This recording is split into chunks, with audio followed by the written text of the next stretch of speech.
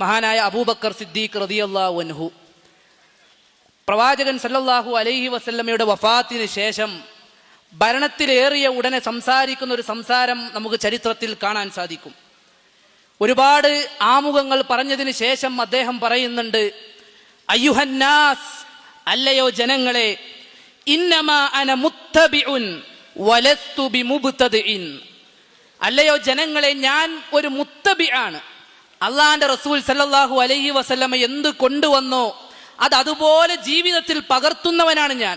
വലസ്തു ബിമുബ്തദിഇൻ, ഞാൻ ഒരിക്കലും മതത്തിൽ പുതുതായി കൊണ്ടുവരുന്ന ഒരു വ്യക്തിയല്ല എന്ന് അബൂബക്കർ സിദ്ദീഖ് റളിയല്ലാഹു അൻഹു ഭരണമേറ്റെടുത്ത ഉടനെ പ്രഖ്യാപിക്കുന്നത് ചരിത്രത്തിൽ നമുക്ക് കാണാൻ സാധിക്കും. പ്രവാചകൻ സല്ലല്ലാഹു അലൈഹി വസല്ലമയുടെ വിഷയത്തിൽ പോലും അല്ലാഹു സുബ്ഹാനഹു തആല പഠിപ്പിച്ചു തന്ന വലിയ ഒരു തത്വമുണ്ട്. പ്രവാചകനെ, താങ്കളാണ് ഈ ദീനിൽ പുതുതായി കടത്തിക്കൂട്ടുന്നതെങ്കിലും താങ്കൾക്കും കഠിനമായ ശിക്ഷകൾ അനുഭവിക്കേണ്ടി വരുമെന്നത് സൂറത്തുൽ ഹാക്കയിലൂടെ അല്ലാഹു സുബ്ഹാനഹു തആല പഠിപ്പിക്കുന്നു. വലൗ തഖവ്വല അലൈനാ ബഅ്ദൽ അഖാവീൽ, പ്രവാചകനെ, താങ്കൾ എങ്ങാനും ചില വാക്കുകൾ കെട്ടിപ്പറഞ്ഞിരുന്നുവെങ്കിൽ ലഅഖദ്നാ മിൻഹു ബിൽ യമീൻ, നിന്നെ വലത് കൈകൊണ്ട് ഞാൻ പിടിച്ചുകൊണ്ട് ശിക്ഷിക്കുമായിരുന്നു.